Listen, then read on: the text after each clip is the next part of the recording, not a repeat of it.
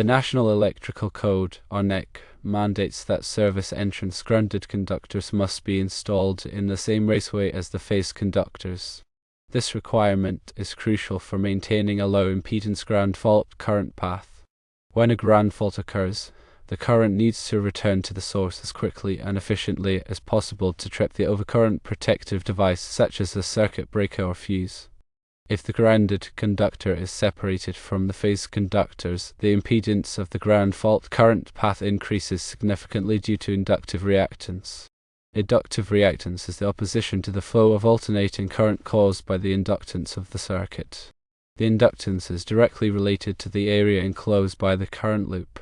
In a scenario where the grounded conductor is in a separate raceway, the area of the loop formed by the phase conductors and the grounded conductor is much larger than if they were in the same raceway. This larger loop area results in higher inductance and consequently higher inductive reactance. The increased impedance restricts the flow of fault current, potentially preventing the overcurrent protective device from tripping quickly enough to clear the fault safely. This delay can lead to overheating, arcing, and potentially fire hazards. By running the grounded conductor in the same raceway as the phase conductors, the area of the loop is minimized. This minimizes the inductance and inductive reactance, providing a low impedance path for the ground fault current. The low impedance path ensures that a large fault current flows quickly, promptly tripping the overcurrent protective device and minimizing the risk of damage or injury. The NEC requirement is not just a suggestion, it's a fundamental safety measure rooted in the principles of electromagnetism and circuit protection. Specifically, the concept of impedance is critical in understanding this requirement. Impedance is the total opposition to current flow in an alternating current circuit, encompassing both resistance and reactance. Reactance, in turn, is divided into inductive reactance and capacitive reactance. In the context of ground fault current paths, inductive reactance is the dominant factor. Consider a simple example to illustrate the effect of separating the grounded conductor. Suppose a 120 volts circuit has a ground fault. If the grounded conductor is in the same raceway as the phase conductor, the fault current might be 100 amps. This high current would quickly trip a 20 amp circuit breaker. However, if the grounded conductor is in a separate raceway, the increased impedance might limit the fault current to only 30 amps. This low current might not be sufficient to trip the 20 amp circuit breaker, allowing the fault to persist and potentially cause a fire. The NEC addresses this concern through various sections related to grounding and bonding. Grounding refers to connecting the electrical system to the earth, while bonding involves connecting various metallic parts of the system together to create a low impedance path. The grounded conductor, often referred to as the neutral conductor, plays a critical role in both grounding and bonding. It provides a direct return path for fault current, ensuring that the overcurrent protective device operates as intended. The NEC also specifies requirements for the size of the grounded conductor. The size must be adequate to carry the available fault current without overheating. Typically, the size of the grounded conductor is based on the size of the phase conductors. In addition to running the grounded conductor in the same raceway, the NEC also addresses the material and construction of the raceway itself. Metallic raceways, such as steel conduit, provide an additional low impedance path for ground fault current. When metallic raceways are used, they must be properly bonded to the grounding system to ensure electrical continuity. Non-metallic raceways, such as PVC conduit, do not provide a conductive path and rely solely on the grounded conductor for fault current return. In summary, the NEC requirement to run service entrance grounded conductors in the same raceway as phase conductors is a crucial safety measure designed to minimize impedance and ensure rapid clearing of ground faults. Understanding this requirement is essential for safe and compliant electrical installations. It's a fundamental principle that helps protect people and property from the hazards of electrical faults. The principle extends beyond just service entrances. While the original question specifically addresses service entrances, the concept of minimizing impedance and ground fault current paths applies throughout the electrical system. In branch circuits and feeders, maintaining a low impedance ground fault path is equally important for safety. The NEC contains numerous other requirements related to grounding and bonding, all aimed at achieving this goal. These requirements cover topics such as equipment grounding conductors, bonding jumpers, and grounding electrode systems. Equipment grounding conductors are used to connect the non-current carrying metal parts of electrical equipment, such as appliances and enclosures, to the grounding system. Bonding jumpers are used to connect different parts of the grounding system together to ensure electrical continuity. Grounding electrode systems consist of electrodes, such as ground rods or metal water pipes, that are used to connect the electrical system to the earth. The combination of these grounding and bonding requirements creates a comprehensive system that protects against electrical shock and fire hazards. It's important to consult the latest edition of the NEC for specific requirements and interpretations. Electrical codes are constantly evolving to reflect new technologies and safety concerns. Staying up to date with the latest changes is essential for all electrical professionals. Furthermore, local jurisdictions may have additional requirements that supplement the NEC. It's always a good idea to check with the local authorities to ensure compliance with all applicable codes and regulations. Grounding electrode conductors connect the service equipment to the grounding electrode. These conductors also need to be sized appropriately based on the size of the service entrance conductors. Improperly sized grounding electrode conductors can compromise the effectiveness of the grounding system. The NEC provides tables and guidelines for determining the correct size of grounding electrode conductors.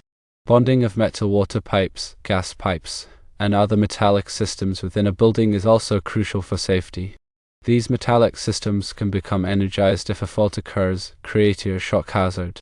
Bonding them to the grounding system ensures that they are at the same electrical potential as the ground, minimizing the risk of electric shock.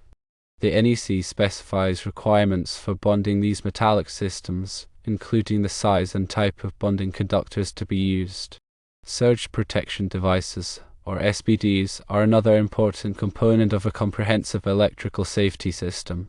SPD protect electrical equipment from voltage surges caused by lightning strikes or other transient events.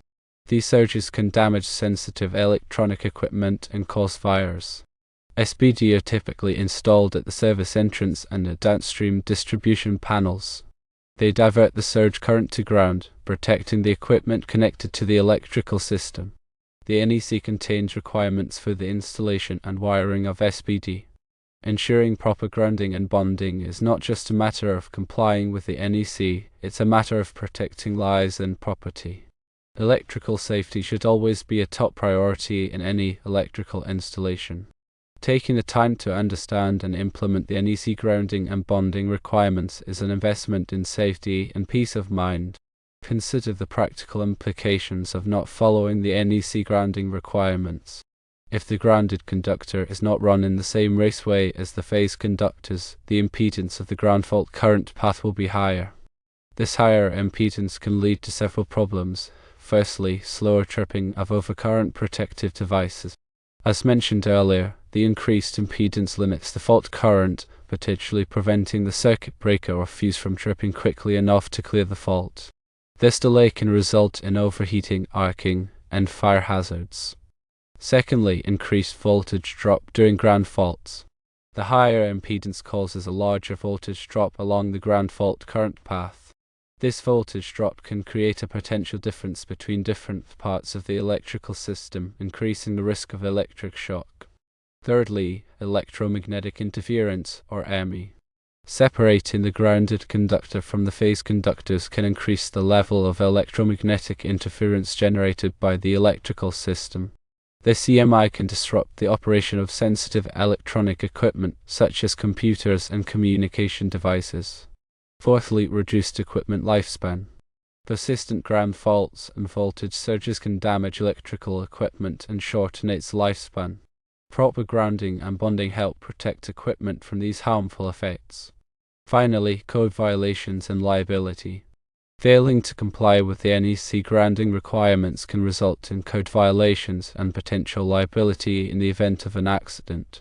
It's important to ensure that all electrical work is performed in accordance with the applicable codes and standards. Now let's talk more about grounding electrode systems. A grounding electrode system is the means by which electrical systems are connected to Earth. Effective grounding electrode systems limit voltage imposed by lightning, line surges, or unintentional contact with higher voltage lines and stabilize voltage to Earth during normal operation. Grounding electrodes can take on several forms depending on site and soil conditions. The NEC details the different types of acceptable grounding electrodes and provides installation guidelines. The common grounding electrodes include, firstly, metal underground water pipe. If the metal underground water pipe is in direct contact with the earth for 10 feet or more, it can be used as a grounding electrode. The water pipe must be electrically continuous and any insulating sections must be bypassed with a bonding jumper. Secondly, metal frame of the building or structure. If the metal frame is effectively grounded, it can be used as a grounding electrode. The metal frame must be connected to the grounding system with a grounding electrode conductor. Thirdly, concrete encased electrode. A concrete encased electrode consists of at least 20 feet of bare copper conductor encased in concrete. The concrete must be in direct contact with the earth. This type of electrode is often used in new construction. Fourthly, ground ring. A ground ring consists of at least 20 feet of bare copper conductor buried in a ring around the building or structure. The ground ring must be buried at a depth of at least 2.5 feet. Fifthly, rod and pipe electrodes. Rod and pipe electrodes are driven into the ground to provide a connection to earth. They must be at least 8 feet long and must be made of galvanized steel or copper.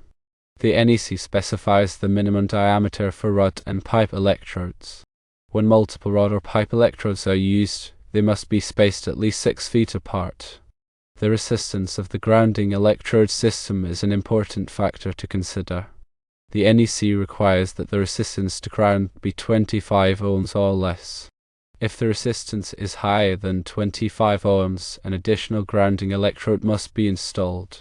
Measuring the resistance of the grounding electrode system requires specialized equipment and techniques. A ground resistance tester is used to measure the resistance to ground. This tester injects a current into the earth and measures the resulting voltage drop. The resistance is then calculated using Ohm's law. Proper grounding and bonding are essential for electrical safety. They protect people and property from the hazards of electrical shock, fire, and equipment damage. By understanding the NEC requirements and implementing them correctly, electrical professionals can ensure safe and reliable electrical installations. Continuously educating oneself on updated practices will improve the safety for everyone involved. In areas with high soil resistivity, achieving a low resistance grounding electrode system can be challenging. High soil resistivity limits the flow of current into the earth, increasing the resistance of the grounding electrode.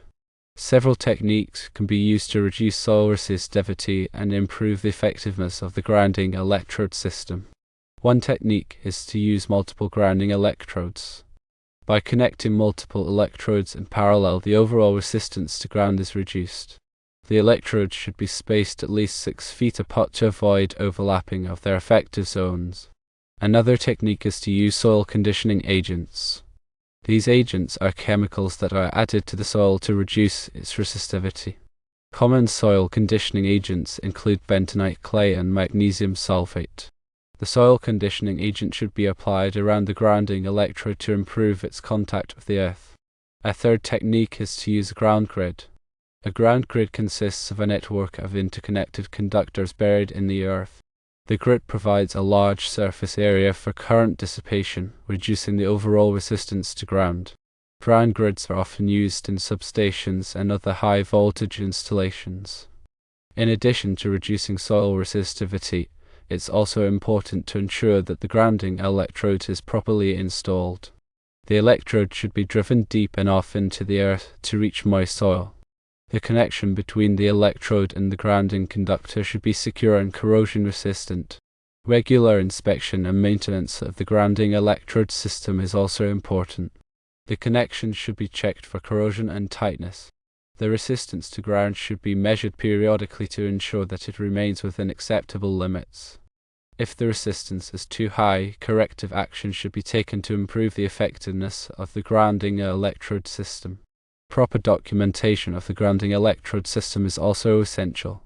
The location of the grounding electrodes, the type of electrode used, and the resistance to ground should be recorded.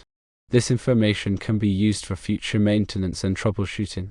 By following these best practices, electrical professionals can ensure that the grounding electrode system provides effective protection against electrical hazards.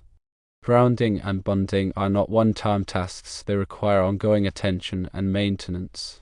The integrity of the grounding system can be compromised by corrosion, loose connections, and physical damage. Regular inspections should be performed to identify and correct any problems.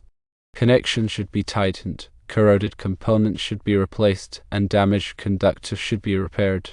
Any modifications or additions to the electrical system should also be carefully evaluated to ensure that they do not compromise the grounding system.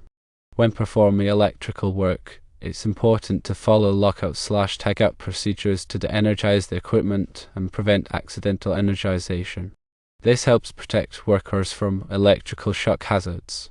Proper personal protective equipment, or PPE, should also be worn, including gloves, safety glasses, and appropriate clothing. Electrical safety training is essential for all electrical workers.